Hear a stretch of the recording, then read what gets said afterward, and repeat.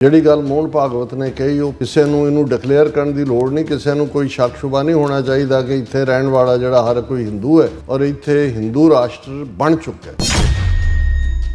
ਮੋਹਨ ਭਾਗਵਤ ਨੇ ਇਹ ਗੱਲ ਜਿਹੜੀ ਹੈ ਬਿਲਕੁਲ ਦਰੁਸਤ ਕਹੀ ਹੈ, ਕਿਉਂਕਿ ਜੇ ਤੁਸੀਂ ਇਸ ਵੇਲੇ ਭਾਵੇਂ ਜਮਹੂਰੀਅਤ ਦਾ ਇੱਕ ਉਹ ਲਬਾਦਾ ਹੈ, ਲੇਕਿਨ ਅਲਟੀਮੇਟਲੀ ਉਹਨਾਂ ਦੀ ਪਾਰਲੀਮੈਂਟ, ਉਹਨਾਂ ਦੀਆਂ ਲਾਅ ਐਨਫੋਰਸਮੈਂਟ ਏਜੰਸੀਜ਼, ਉਹਨਾਂ ਦੀਆਂ ਅਦਾਲਤਾਂ, ਉਹਨਾਂ ਦਾ ਮੀਡੀਆ, ਹੋਰ ਹਿੰਦੂ ਨੇਸ਼ਨ ਕੀ ਹੈ। ਜਿਹੜੇ ਆਉਂਦੇ ਨੇ ਉਹਨਾਂ ਨੂੰ ਕੋਈ ਰਮਾਇਣ ਭੇਟ ਕਰਦੇ ਨੇ, ਕੋਈ ਕ੍ਰਿਸ਼ਨ ਦੀ ਮੂਰਤੀ ਕਰਦੇ ਨੇ, ਪੂਜਾ ਜਿਹੜੀ ਹੈ ਉਹ ਪਾਰਲੀਮੈਂਟ ਦੇ ਵਿੱਚ ਵੀ ਔਰ ਦੂਜੀ ਵੀ, ਕਿਤੇ ਕੁੰਭ ਲਵਾਤਾ, ਕਿਤੇ ਦੂਜਾ ਹੋ ਗਿਆ। ਹਰ ਚੀਜ਼, ਹਰ ਹਿੰਦੂ ਪਾਰਟ ਜਿਹੜਾ, ਈਵਨ ਸੁਪਰੀਮ ਕੋਰਟ ਨੇ ਇੱਕ ਫੈਸਲਾ ਦਿੱਤਾ 150 ਸਾਲ ਪੁਰਾਣਾ ਫੈਸਲਾ ਬਦਲਿਆ, ਜਿਹਦੇ 'ਚ ਸੀ ਕਿ ਜਿਹੜੇ ਪਬਲਿਕ ਸਕੂਲਾਂ ਦੀਆਂ ਪਲੇ ਗਰਾਊਂਡਸ ਨੇ ਉਹਨਾਂ ਦੇ ਵਿੱਚ ਕੋਈ ਮਜ਼ਹਬੀ ਸਮਾਗਮ ਨਹੀਂ ਹੋ ਸਕਦਾ, ਜਿਵੇਂ ਰਾਮ ਲੀਲਾ ਜਾਂ ਰਾਸ ਲੀਲਾ ਜਾਂ ਕੋਈ ਹੋਰ ਕਰਨਾ ਚਾਹੇ। ਸੁਪਰੀਮ ਕੋਰਟ ਨੇ ਉਹ ਵੀ ਬਦਲਿਆ। ਪਿਛਲੇ ਪੀਰੀਅਡ 'ਚ ਅਸੀਂ ਦੇਖਿਆ ਕਿ ਵੀ ਸਰਕਾਰੀ ਇਮਾਰਤਾਂ ਦੇ ਵਿੱਚ ਕਦੇ ਵੀ ਇਹ ਨਹੀਂ ਸੀ ਹੁੰਦਾ ਕਿ RSS ਦੀਆਂ ਸ਼ਾਖਾਵਾਂ ਲੱਗਣ। ਹੁਣ ਤਾਂ ਇਹਨਾਂ ਦੇ ਹਥਿਆਰਾਂ ਦੇ ਸਮੇਤ ਟ੍ਰੇਨਿੰਗ ਕੈਂਪ ਜਿਹੜੇ ਨੇ ਕਾਲਜਾਂ ਔਰ ਯੂਨੀਵਰਸਿਟੀ ਕੈਂਪਸਿਸ ਦੇ ਵਿੱਚ ਲਾਉਂਦੇ ਨੇ। ਰਾਜੋਆਣਾ ਦੇ ਮੁੱਦੇ ਤੇ ਅਜੇ ਕੱਲ੍ਹ ਹੀ ਸੁਪਰੀਮ ਕੋਰਟ ਨੇ ਕਿਹਾ ਵੀ ਇਹ 29 ਸਾਲ ਹੋ ਗਏ ਨੇ, ਜੇ ਉਹਨੂੰ ਫਾਂਸੀ ਦੀ ਸਜ਼ਾ ਦਿੱਤੀ, ਐਗਜ਼ੀਕਿਊਟ ਕਰੋ, ਇਹਨੂੰ ਖਤਮ ਕਰੋ ਕੰਮ ਨੂੰ।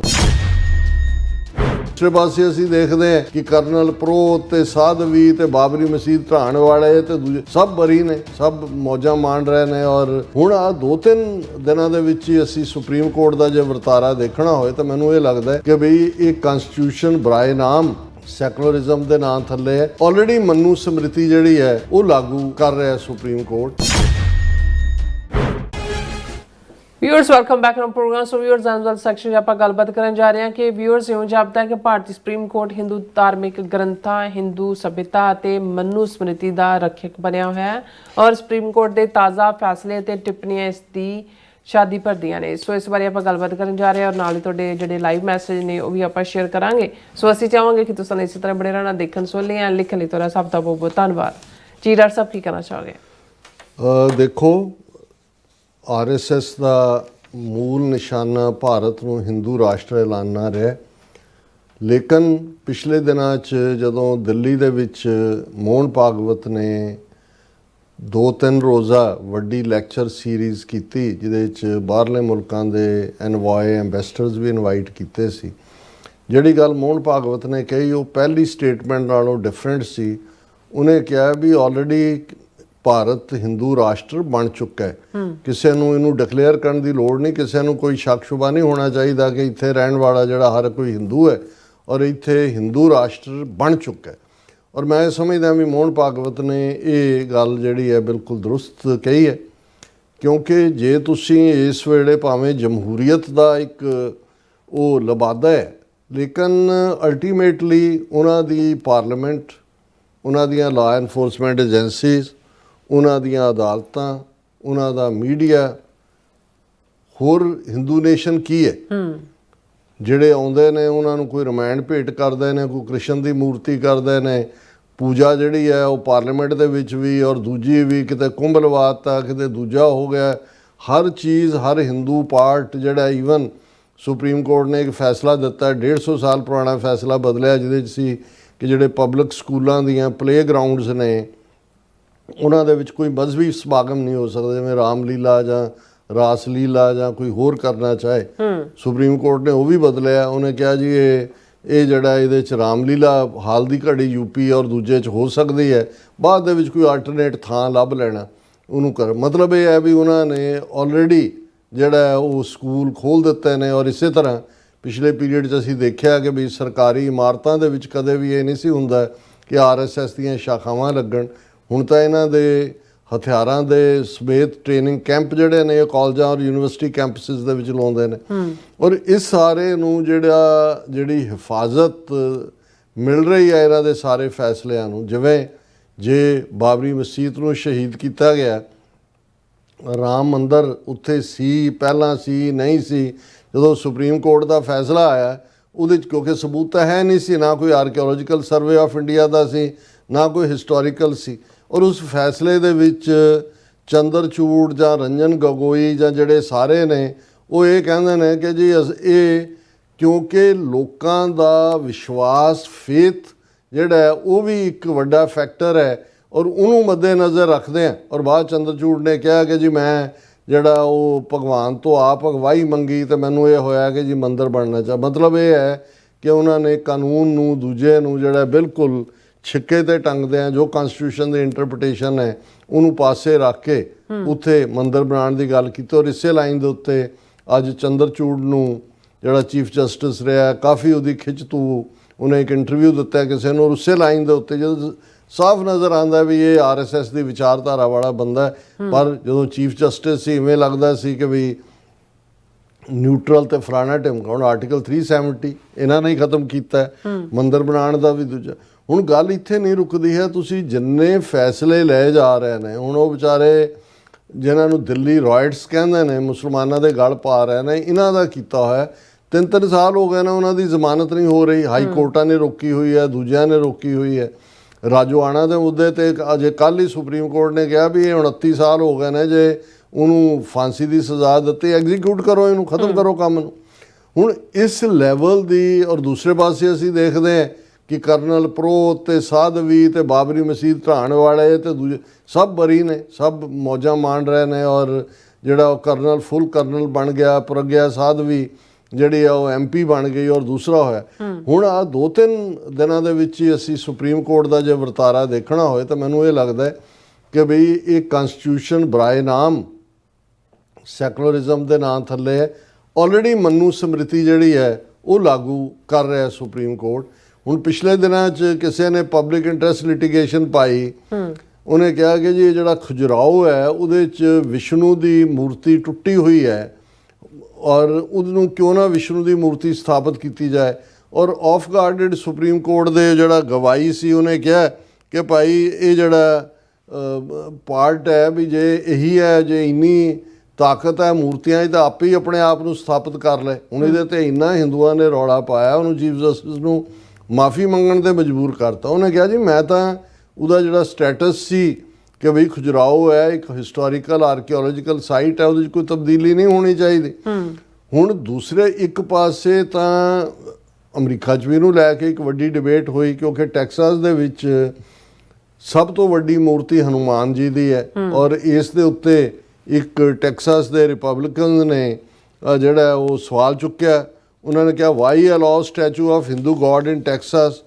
ਉਹਨੇ ਕਿਹਾ ਵੀ ਇਹ ਤੁਹਾਡੇ ਇਹ ਮੂਰਤੀ ਪੂਜਾ ਵਾਲਾ ਕੰਮ ਤੁਸੀਂ ਇੱਥੇ, ਔਰ ਇਹ ਇੰਨੀ ਵੱਡੀ ਮੂਰਤੀ ਲਾਈ ਹੋਈ ਹੈ ਜਿਹੜੀ ਅਮਰੀਕਾ ਦੇ ਵਿੱਚ ਤੀਸਰੀ ਸਭ ਤੋਂ ਉੱਚੀ ਜਿਹੜੀ ਹੈ ਉਹ ਮੂਰਤੀ ਹੈ। ਔਰ ਉਹਦੇ 'ਚ ਉਹਨੇ ਅਲੈਗਜ਼ੈਂਡਰ ਡੰਕਨ ਹੈ GOP ਕੈਂਡੀਡੇਟ ਹੈ ਟੈਕਸਾਸ ਸਟੇਟ ਸੈਨੇਟ ਦਾ, ਉਹਨੇ ਵੀਡੀਓ ਪੋਸਟ ਕੀਤੀ ਉਹਦਾ ਸਟੈਚੂ ਲਾ ਕੇ। ਉਹਨੇ ਕਿਹਾ why we are allowing a false statue of a false Hindu god to be here in Texas, we are a Christian nation. ਹੁਣ ਟ੍ਰੈਂਡ ਉਹੀ ਚੱਲ ਰਿਹਾ ਜਿਹੜੇ ਐਕਸਟ੍ਰੀਮਿਜ਼ਮ ਦਾ ਕਿ ਜੀ ਫਾਲਸ ਹਿੰਦੂ ਗੋਡ, ਫਾਲਸ ਮੂਰਤੀ, ਉਹਨੂੰ ਤੁਸੀਂ ਕਿਉਂ ਲਾ ਰਹੇ ਹੋ? ਯੂ ਮਸਟ ਨਾਟ ਹੈਵ, ਉਹ ਫਿਰ ਉਹਨੇ ਬਾਈਬਲ ਨੂੰ ਕੋਟ ਕੀਤਾ ਕਿ you must not have any other God but me, you must not make for yourself an idol of any kind or an image of anything in the heavens or on the earth or in the sea, ਕਿ ਮੇਰੀ ਕੋਈ ਮੂਰਤੀ ਉਹ ਭਾਵੇਂ ਸਵਰਗ ਦੇ ਵਿੱਚ ਹੋਏ ਭਾਵੇਂ ਧਰਤੀ ਤੇ ਹੋਏ ਜਾਂ ਸਮੁੰਦਰ 'ਚ ਹੋਏ ਨਹੀਂ ਬਣਾਉਣੀ। ਕਿਉਂਕਿ ਬੁੱਤ ਪ੍ਰਸਤੀ ਦਾ ਤਾਂ ਕ੍ਰਿਸਚੈਨਿਟੀ ਵੀ ਖਿਲਾਫ ਹੈ, ਇਸਲਾਮ ਵੀ ਖਿਲਾਫ ਹੈ, ਸਿੱਖੀਜ਼ਮ ਵੀ ਖਿਲਾਫ ਹੈ। ਹੁਣ ਉਹ ਡੰਕਨ ਦੇ ਇਹ ਜਿਹੜੇ ਰਿਮਾਰਕ ਆਏ ਨਹੀਂ ਤਾਂ ਹਿੰਦੂ ਅਮਰੀਕਨ ਫਾਊਂਡੇਸ਼ਨ ਜੰਪ ਕਰ ਗਈ। ਉਹਨਾਂ ਨੇ ਕਿਹਾ ਐਂਟੀ ਹਿੰਦੂ, ਐਂਟਾਈ ਇਨਫਲਾਮੇਟਰੀ, ਇਹ ਬਹੁਤ ਐਂਟਾਈ ਹਿੰਦੂ ਸਟੇਟਮੈਂਟ ਹੈ, ਅਸੀਂ ਜਿਹੜਾ ਇਸ ਨੂੰ ਬਿਲਕੁਲ ਜਿਹੜਾ ਟੋਲਰੇਟ ਨਹੀਂ ਕਰਾਂਗੇ। ਔਰ ਦੂਸਰਾ, ਔਰ ਇਸੇ ਤਰ੍ਹਾਂ ਫਿਰ ਇਹਨਾਂ ਦਾ ਸਾਰਾ ਮੀਡੀਆ ਜਿਹੜਾ ਉਹਨੇ ਕਿਹਾ ਕਿ ਜੀ ਇਹ ਅਮਰੀਕਨਾਂ ਨੇ ਵੀ ਕਿਹਾ ਵੀ ਇਹ ਗੱਲ ਜਿਹੜੀ ਹੈ ਇਹਨੂੰ ਦੇਖੋ ਵੀ ਕੀ ਹੈ। ਤੇ ਇਹਨਾਂ ਦੇ ਮੀਡੀਆ ਨੇ US Christian nation Texas leader objects to 90 foot Hanuman idol, 90 foot ਉੱਚੀ ਉੱਥੇ ਬਾਹਰ ਹਨੂਮਾਨ ਜਿਹੜਾ ਉਹ ਲਾਇਆ ਹੋਇਆ। ਮੈਂ ਧਾਰਮਿਕ ਮਾਮਲਾ ਹੋਣ ਕਰਕੇ ਕੁਝ ਕਹਿਣਾ ਨਹੀਂ ਚਾਹੁੰਦਾ, ਪਰ ਮੈਂ ਸਮਝਦਾ ਵੀ ਇੱਕ ਪਾਸੇ ਤਾਂ ਉੱਥੇ ਬਣੇ ਹੋਏ ਨੇ, ਬਾਕੀਆਂ ਦੇ ਸਾਰਿਆਂ ਨੂੰ ਰੋਲ ਰਹੇ ਨੇ ਜਿਹੜੇ ਉਹਨਾਂ ਦੇ ਫੇਥ ਨੂੰ ਔਰ ਆਪਣੇ ਨੂੰ ਪ੍ਰਮੋਟ ਕਰ ਰਹੇ ਨੇ। ਤੇ ਇੱਥੇ ਜੇ ਕੋਈ ਇਹ ਕਹਿੰਦਾ ਕਿ ਬਈ ਇੱਥੇ ਤੁਹਾਡਾ ਕੀ ਕੰਮ ਹੈ, ਤਾਂ ਉਹਨੂੰ ਕਹਿ ਰਹੇ ਨੇ ਜੀ ਇਹ ਹਿੰਦੂ ਫੋਬੀਆ ਤੇ ਫਲਾਣਾ ਤੇ ਢਿਮਕਾ। ਹੁਣ ਜਿਹੜੇ ਕਰਕੇ ਮੈਂ ਇਸ ਸਟੋਰੀ ਨੂੰ ਪਿਕ ਕੀਤਾ, ਮੈਂ ਕਿਹਾ ਵੀ ਉਹ ਵਿਸ਼ਨੂੰ ਦੀ ਮੂਰਤੀ ਨੂੰ ਲੈ ਕੇ ਸੁਪਰੀਮ ਕੋਰਟ ਦੇ ਮਾਫੀ ਮੰਗਣ ਤੱਕ ਗਿਆ ਉਹਨਾਂ ਦਾ ਚੀਫ ਜਸਟਿਸ। ਹੁਣ ਇੱਕ ਕੇਸ ਜਿਹੜਾ ਹਿੰਦੂ ਸਕਸੈਸ਼ਨ ਐਕਟ 1956 ਦਾ, ਉਹਦੇ ਥੱਲੇ ਕਪਲ ਸਿੱਬਲ ਨੇ ਲੜਿਆ, ਕੋਈ ਔਰਤ ਜਿਹਦਾ ਹਸਬੈਂਡ ਮਰ ਗਿਆ, ਉਹ ਹਿੰਦੂ ਸਕਸੈਸ਼ਨ ਐਕਟ ਦੇ ਵਿੱਚ ਮੈਂਸ਼ਨ ਹੈ ਕਿ ਉਹਦੇ ਜੇ ਹਸਬੈਂਡ ਨਹੀਂ ਹੈ ਤਾਂ ਉਹਦੇ ਪੇਕਿਆਂ ਜਾਂ ਉਹਦਾ ਕੋਈ ਹੱਕ ਨਹੀਂ ਹੋਏਗਾ। ਫਿਰ ਹਸਬੈਂਡ ਦੇ ਜਿਹੜੇ ਮੇਲ ਰਿਸ਼ਤੇਦਾਰ ਨੇ ਉਹਨਾਂ ਨੂੰ ਉਹ ਜਿਹੜੀ ਹੈ ਉਹਨਾਂ ਦਾ ਹੱਕ ਹੋਏਗਾ ਪ੍ਰਾਪਰਟੀ ਦਾ। ਹੁਣ ਇਸ ਨੂੰ ਚੈਲੰਜ ਕੀਤਾ ਕੋਰਟ ਦੇ ਵਿੱਚ ਉਹਨੇ ਕਪਲ ਸਿੱਬਲ ਜਿਹੜਾ ਵਕੀਲ ਹੈ ਕਿ ਭਾਈ ਇਹ ਤਾਂ ਡਿਸਕ੍ਰਿਮੀਨੇਸ਼ਨ ਹੈ ਔਰਤਾਂ ਦੇ ਥੱਲੇ, ਔਰਤਾਂ ਦੇ ਨਾਲ, ਕਿ ਭਾਈ ਉਹਨੂੰ ਤੁਸੀਂ ਕੋਈ ਹੱਕ ਹੀ ਨਹੀਂ ਦਿੰਦੇ। ਹੁਣ ਇਹਦੇ ਤੇ ਤੁਸੀਂ ਦੇਖੋ ਵੀ ਇਹ ਸੁਣਵਾਈ ਚੱਲ ਰਹੀ ਹੈ, ਔਰ ਕਿਉਂਕਿ ਅਲਟੀਮੇਟਲੀ ਜਿਹੜੀ ਮਨੂ ਸਮ੍ਰਿਤੀ ਹੈ ਉਹ ਜਦੋਂ ਔਰਤ ਦੇ ਹੱਕਾਂ ਦੀ ਗੱਲ ਕਰਦੀ ਹੈ ਉਹ ਕਹਿੰਦੀ ਔਰਤ ਨੂੰ ਕਦੇ ਇਕੱਲੇ ਨਾ ਰਹਿਣ ਦਿਓ। ਜਦੋਂ ਉਹ ਛੋਟੀ ਹੈ, ਪਿਓ ਜਦੋਂ 13-14 ਸਾਲ ਦੀ ਵਿਆਹ ਦਿਓ ਉਹਨੂੰ, ਇਹ ਵੀ ਮਨੂ ਦੇ ਮੈਂ ਉਹ ਬਿਆਨ ਨਹੀਂ ਕਰ ਸਕਦਾ ਵੀ ਕੀ ਬਿਆਨ ਨੇ, ਫਿਰ ਉਹਦਾ ਘਰ ਵਾਲਾ, ਫਿਰ ਉਹਦਾ ਪੁੱਤਰ, ਪਰ ਕਦੇ ਵੀ ਔਰਤ ਨੂੰ ਇਕੱਲੇ ਇੰਡੀਪੈਂਡੈਂਟ ਨਹੀਂ ਰਹਿਣ ਦੇਣਾ ਹੈ। ਇਹ ਮਨੂ ਸਮ੍ਰਿਤੀ ਦਾ ਵਿਖਿਆਨ ਹੈ। ਔਰ ਹੁਣ ਜਦੋਂ ਇਹ ਵੂਮਨ ਦੇ ਹੱਕਾਂ ਦੀ ਗੱਲ ਹੋਈ ਕਿ ਭਾਈ ਉਹਨੂੰ ਉਹਦੇ ਹੱਕ ਮਿਲਣੇ ਚਾਹੀਦੇ ਨੇ, ਤੇ ਇਸ ਦੇ ਉੱਤੇ ਜਿਹੜਾ ਸੁਪਰੀਮ ਕੋਰਟ ਕਹਿ ਰਿਹਾ ਹੈ do not demean the structure of Hindu society that we already have, ਕਿ ਹਿੰਦੂ ਸੋਸਾਇਟੀ ਜੇ ਨਹੀਂ ਦਿੰਦੀ ਔਰਤ ਨੂੰ ਹੱਕ ਤੇ ਇਹਨੂੰ ਖਰਾਬ ਨਾ ਕਰੋ, ਇਹਨੂੰ ਰਹਿਣ ਦਿਓ। As a court we are putting you to caution there is a Hindu social structure and you do not bring it down, ਕਿ ਮਨੂ ਦਾ ਜਿਹੜਾ ਸਮਾਜਿਕ ਢਾਂਚਾ ਬਣਾਇਆ ਹੈ ਇਹਨੂੰ ਡਿੱਗਣ ਨਾ ਦਿਓ। We do not want our judgment to break something that has been there for thousands of years, ਕਿ ਜਿਹੜਾ ਇੱਥੇ ਹਜ਼ਾਰਾਂ ਸਾਲਾਂ ਤੋਂ ਯਾਨੀ ਮਨੂ ਸਮ੍ਰਿਤੀ ਦੇ ਜ਼ਮਾਨੇ ਤੋਂ ਜੋ ਅਸੀਂ ਮੇਲ ਪ੍ਰਧਾਨ ਸੁਸਾਇਟੀ ਬਣਾਈ ਹੋਈ ਹੈ ਉਹਨੂੰ ਅਸੀਂ ਡਿੱਗਣ ਨਹੀਂ ਦੇਵਾਂਗੇ। Bench of justice BV Nagarathna and justice R Mahadevan ਉਹਨਾਂ ਨੇ ਕਿਹਾ, ਔਰ ਇਹ ਸੈਕਸ਼ਨ 15 ਐਕਟ ਦੇ ਥੱਲੇ ਇਹਨੂੰ ਚੈਲੰਜ ਕੀਤਾ ਗਿਆ ਸੀ ਕਿ ਭਾਈ ਜੇ ਜਿਹੜੀ ਹੈ ਉਹ ਔਰਤ ਦੇ ਹਸਬੈਂਡ ਦੀ ਡੈਥ ਹੋ ਜਾਏ ਤਾਂ ਉਹਦੀ ਪ੍ਰਾਪਰਟੀ ਉਹਦੇ ਘਰ ਵਾਲੇ ਦੇ ਜਿਹੜੇ ਅੱਗੋਂ ਵਾਰਸ ਨੇ ਉਹਨਾਂ ਨੂੰ ਜਾਏਗੀ, ਉਹਦੇ ਤੇ ਕੋਈ ਹੱਕ ਨਹੀਂ ਹੈ। ਫਿਰ ਉਹਦੇ 'ਚੋਂ ਕਹਿ ਰਿਹਾ ਕਿ ਹੁਣ ਇਹ ਕੋਰਟ ਕਹਿ ਰਿਹਾ while women's rights are important, there has to be a balance between social structure and giving rights to women, ਕਿ ਇਹ ਹਿੰਦੂ ਸਮਾਜਿਕ ਢਾਂਚਾ ਮਨੂ ਨੇ ਜਿਹੜਾ ਬਣਾਇਆ ਇਹਨੂੰ ਅਸੀਂ ਤਹਿਸ ਨਹਿਸ ਨਹੀਂ ਹੋਣ ਦੇਵਾਂਗੇ। ਔਰਤਾਂ ਦੇ ਹੱਕ ਆਪਣੀ ਥਾਂ ਤੇ ਨੇ। We don't want our judgment to break something that has been there for thousands of years, ਇਹ ਸੁਪਰੀਮ ਕੋਰਟ ਕਹਿ ਰਿਹਾ। ਹੋਰ ਮਨੂ ਸਮ੍ਰਿਤੀ ਕੀ ਹੈ ਔਰ ਹੋਰ ਅਦਾਲਤਾਂ ਦੇ ਵਿੱਚ ਜਾਂ ਦੂਜਾ ਹਿੰਦੂ ਨੇਸ਼ਨ ਹੋਰ ਕੀ ਹੈ। ਔਰ ਇਹ ਜਿਹੜਾ ਹੁਣ ਇਹਨਾਂ ਦੀ ਹੋਈ ਖਬਰ ਹੈ, ਔਰ ਇਸ ਗੱਲ ਦਾ ਵੀ ਧਿਆਨ ਰਹੇ ਕਿ ਇਹ ਜਿਹੜਾ ਹਿੰਦੂ ਸਕਸੈਸ਼ਨ ਐਕਟ 1956 ਹੈ ਇਹਦੇ ਥੱਲੇ ਹੀ ਸਿੱਖਾਂ ਨੂੰ ਵੀ ਨੂੜਿਆ ਹੋਇਆ ਹੈ, ਬੋਧੀਆਂ ਨੂੰ ਵੀ ਨੂੜਿਆ ਹੋਇਆ, ਜੈਨੀਆਂ ਨੂੰ ਵੀ ਨੂੜਿਆ ਹੋਇਆ। ਬਹੁਤਿਆਂ ਨੇ ਗੱਲ ਜੀ ਹਿੰਦੂ ਮੈਰਿਜ ਐਕਟ ਚਲੋ ਜੀ ਸਪੈਸ਼ਲ ਤੁਹਾਨੂੰ ਸਿੱਖਾਂ ਨੂੰ ਦੇ ਦਿੰਦੇ ਆ, ਤੁਸੀਂ ਆਰਡਰ ਰਜਿਸਟਰ ਕਰਾਓ। ਵਟ about Hindu secession act? Hindu secession ਇਹ ਹਿੰਦੂ ਵਿਰਾਸਤ ਕਾਨੂੰਨ, ਉੱਥੇ ਜਦੋਂ ਵੀ ਕੋਈ ਸਿੱਖ ਬਜ਼ੁਰਗ ਜਾਂ ਉਹ ਆਪਣੀ ਜ਼ਮੀਨ ਜਾਂ ਜਾਇਦਾਦ ਅੱਗੋਂ ਆਪਣੇ ਬੱਚਿਆਂ ਦੇ ਨਾਂ ਟਰਾਂਸਫਰ ਕਰਦਾ ਤੇ ਉਦੋਂ ਉਹ ਫਿਰ ਹਿੰਦੂ ਹੁੰਦਾ, ਉਹ ਹਿੰਦੂ ਸਕਸੈਸ਼ਨ ਐਕਟ ਦੇ ਥੱਲੇ ਕਰਦਾ। ਔਰ ਹਿੰਦੂ ਸਕਸੈਸ਼ਨ ਐਕਟ ਜਿਹੜੀ ਹੈ ਉਹ ਰਾਈਟ ਨਹੀਂ ਦਿੰਦੀ ਹੈ, ਜਿਹੜਾ ਉਹ ਸੁਪਰੀਮ ਕੋਰਟ ਕਹਿ ਰਿਹਾ ਕਿ ਹਜ਼ਾਰਾਂ ਸਾਲਾਂ ਤੋਂ ਇਹ ਹਿੰਦੂਆਂ ਦਾ ਜਿਹੜਾ ਸਮਾਜਿਕ ਢਾਂਚਾ ਹੈ ਉਹਨੂੰ ਅਸੀਂ ਤੋੜਨਾ ਨਹੀਂ ਚਾਹੁੰਦੇ ਤੇ ਇਹੀ ਹਿੰਦੂ ਰਾਸ਼ਟਰ ਹੋਣਾ ਹੈ।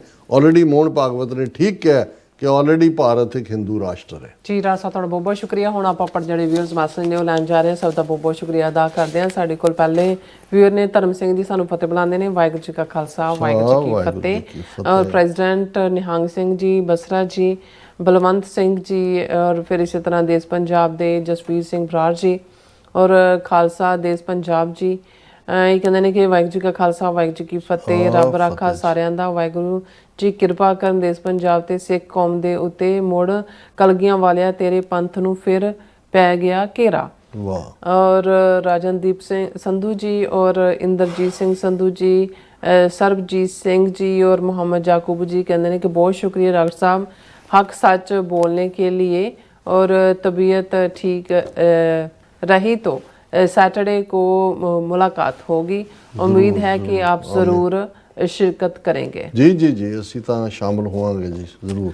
और इसी तरह अमरजीत सैनी जी और आल अबाउट ਟਰੂਥ ਐਂਡ ਸਿੱਖਮ ਜੀ ਵੀ, ਔਰ ਸਤਨਾਮ ਸਿੰਘ ਜੀ ਵੀ, ਸਿਲਵਰ ਲਾਇਨ ਜੀ, ਹਰਮਨ ਪੰਨੂ ਜੀ, ਰਾਜਵਿੰਦਰ ਕੌਰ ਜੀ, ਔਰ ਫਿਰ ਇਸੇ ਤਰ੍ਹਾਂ ਬਲਵਿੰਦਰ ਸਿੰਘ ਜੀ, ਔਰ ਟੋਨੀ ਢੀਂਡਸਾ ਜੀ, ਔਰ ਫਿਰ ਇਸ ਤਰ੍ਹਾਂ ਇਫਤਕਾਰ ਕਾਂਗੋ ਜੀ। ਕਹਿੰਦੇ ਨੇ occupiers do not realize that even if a single man is seeking freedom, then the whole nation is committed, that it takes a lot before a man seeks liberation.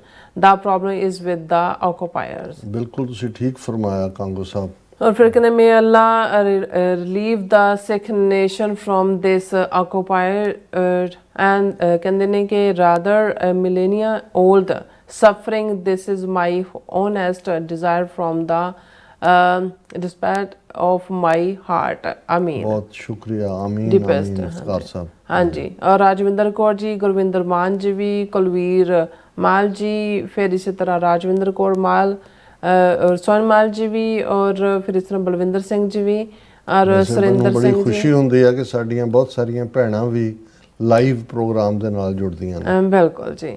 ਔਰ ਫਿਰ ਐਚ ਜੀ ਕਹਿੰਦੇ ਨੇ ਕਿ ਵਾਹਿਗੁਰੂ ਜੀ ਕਾ ਖਾਲਸਾ ਵਾਹਿਗੁਰੂ ਜੀ ਕੀ ਫਤਿਹ। ਜੇ ਸਿੱਖ ਨੂੰ ਨਾ ਮਾਰੇ ਤਾਂ ਸਿੱਖ ਕਦੇ ਨਹੀਂ ਮਰਦਾ। ਦਿਸ ਇਜ਼ ਦਾ ਕਦੇ ਨਾ ਹਾਰੇ। ਕਦੇ ਨਾ ਹਾਰੇ। So this is the truth in the workplace. Sikhs are divided into types. Sikhs need to be united one first. ਦੇਖੋ ਇਹ ਵੀ ਨਾਲ ਹੀ ਰਹਿਣਾ। ਜਿਹੜੀਆਂ ਕੁਝ ਸਾਡੇ ਪੰਜਾਬੀ ਕਲਚਰ ਦੀਆਂ ਬਿਮਾਰੀਆਂ ਨੇ ਉਹ ਵੀ ਸਾਡੇ ਨਾਲ ਨੇ, ਖੂਬੀਆਂ ਵੀ ਨਾਲ ਨੇ। ਬਿਲਕੁਲ। ਪਰ ਮੇਰਾ ਖਿਆਲ ਹੈ ਵੀ ਖਾਲਿਸਤਾਨ ਦਾ ਮੁੱਦਾ ਹੈ, ਖਾਲਿਸਤਾਨ ਦਾ ਏਜੰਡਾ ਇਹ ਆਪਣੇ ਆਪ 'ਚ ਯੂਨੀਫਾਈਂਗ ਵੀ ਹੈ। ਜਿਹੜੇ ਨਹੀਂ ਨੇ ਉਹਨਾਂ ਦਾ ਤਾਂ ਤੁਸੀਂ ਕੁਝ ਨਹੀਂ ਕਰ ਸਕਦੇ। ਸੋ ਸਾਨੂੰ ਏਜੰਡੇ ਦੇ ਉੱਤੇ ਕੰਮ ਕਰਨਾ ਚਾਹੀਦਾ। ਬਿਲਕੁਲ।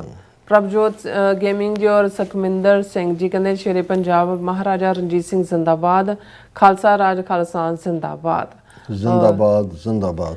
ਔਰ ਇਸੇ ਤਰ੍ਹਾਂ ਗੁਰਪ੍ਰਕਾਸ਼ ਸਿੰਘ ਜੀ ਵੀ, Abdul Rahim ji, doctor sahib doctor Amarjeet Singh, today's analysis is very good and true analysis. God bless both of you. ਬਹੁਤ ਬਹੁਤ ਸ਼ੁਕਰੀਆ Abdul Rahim ji for the compliment.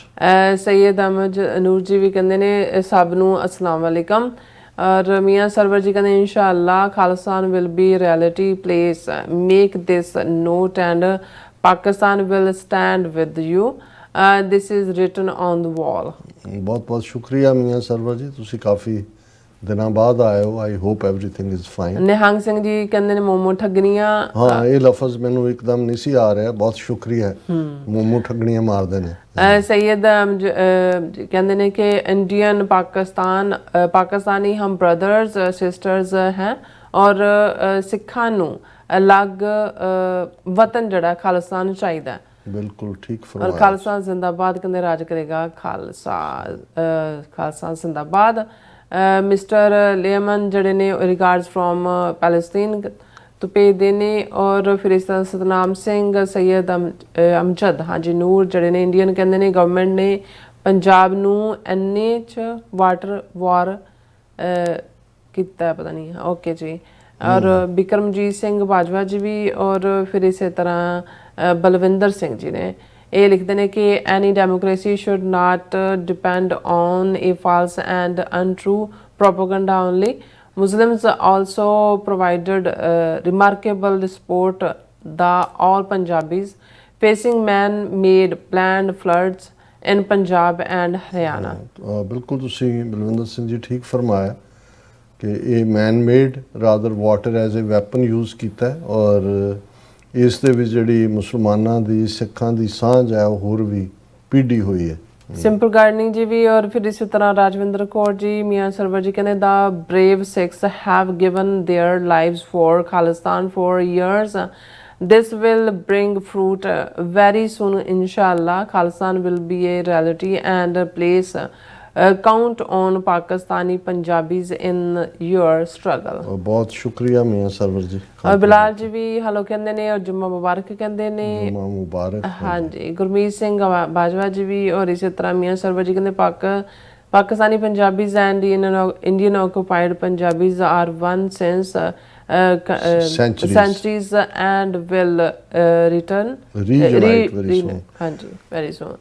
ਔਰ ਫਿਰ ਇਸੇ ਤਰ੍ਹਾਂ ਸੈयद ਜੀ ਕਹਿੰਦੇ ਨੇ ਕਿ ਸਭ ਇੰਡੀਅਨ ਪਾਕਿਸਤਾਨੀ ਬ੍ਰਦਰ ਸਿਸਟਰਸ हैं और सब हिंदुस्तानी हैं ਇਹ ਕੀ ਕਹਿਣਾ ਇਹਨਾਂ ਨੇ ਨਹੀਂ ਜੀ ਹਿੰਦੁਸਤਾਨੀ ਨਹੀਂ ਹੈਗੇ ਹਾਂਜੀ। ਅਸੀਂ ਭਰਾ ਭੈਣ ਹੈ ਔਰ ਅੱਡ-ਅੱਡ ਸਾਡੇ ਮੁਲਕ ਨੇ।